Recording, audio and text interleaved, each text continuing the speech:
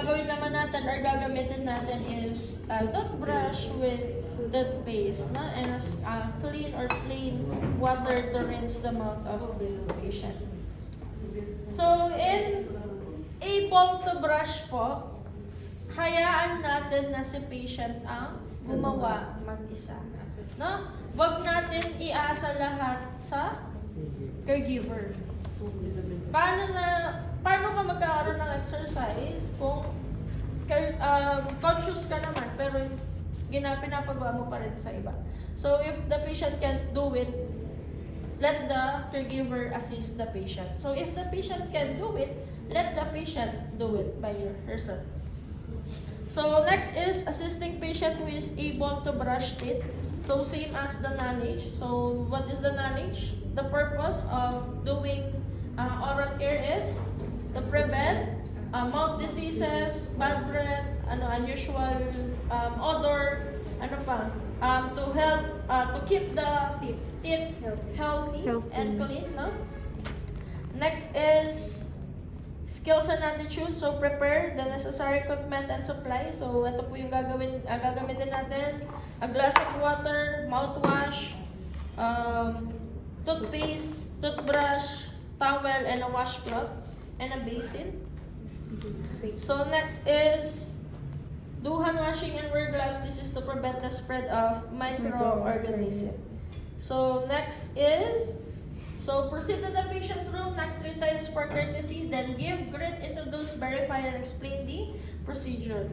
Next is place the articles and supplies over the bedside table. So this is the articles that we will be using for conscious patient oral care. Next is give the patient an opportunity as often as time permits to wash his teeth or her teeth after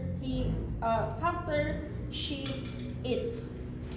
So the rationale for this, do not deprive the patient of caring for herself. Also, do not let the patient rely on the caregiver.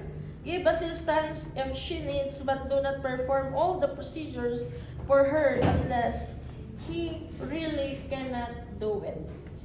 So raise the head of the bed to the place patient in sitting position if this is allowed. So kung hindi kaya ni patient umupo, so adjust the bed in sitting position. So like for example, ayan, naupo ko na siya. So if hindi kaya ni patient, umupo yan. No? So assist the patient, so you need to adjust the bed. So the rationale for this, placing the patient is in upright sitting position will prevent aspiration. So if hindi kaya ni patient, umupo. What if kaya niya naman umupo?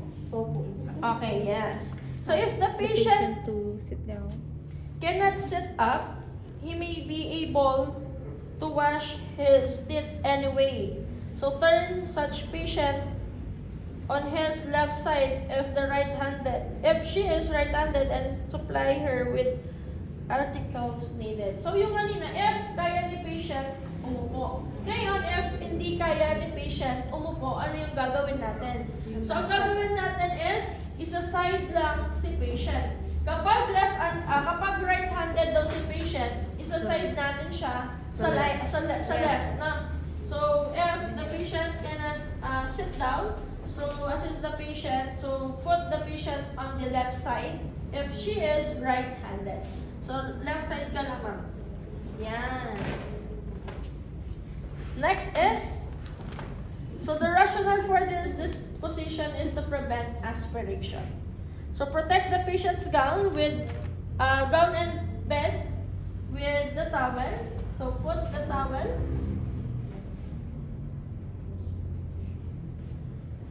Next is, so rationale, do not soil patient's gown and beddings, for this will add discomfort to the patient.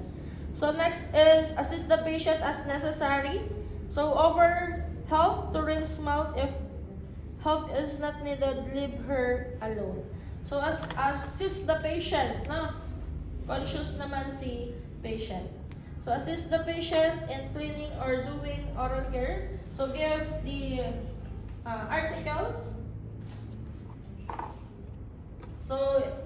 patient can do the oral care. So, gawin niyo na, ma'am. Brush. Okay. Side ka. Side yan.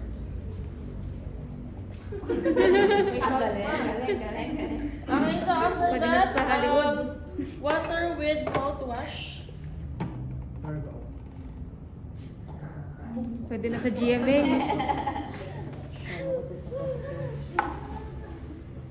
Okay, so after that, so offer help to rinse the mouth. If help is not needed, leave her alone. So remove articles for cleaning when patient is finished. So you need to dry first the mouth of the patient, then remove the towel. Then you need to rinse the toothbrush to the running water if there is a running water. So if there is no running water, you can rinse the toothbrush. Next is bring back all the equipments to the cabinet. So do the aftercare. Then put it back to the cabinet. So remove articles for cleaning when patient is finished. Rinse toothbrush under running water. Clean other articles and return to the patient's bedside cabinet. Discard disposable and wash your hands. So remove gloves, do hand washing. Then after doing aftercare, so remove gloves, do hand washing, then record and report. So record and report same as the other washes. Okay. Unable. So yun po ang difference or pagkaiba ng conscious and unconscious. Mas maraming ginagawa dun sa unconscious. Siyempre, kailangan ni patient pa rin ng oral care. So that's all for able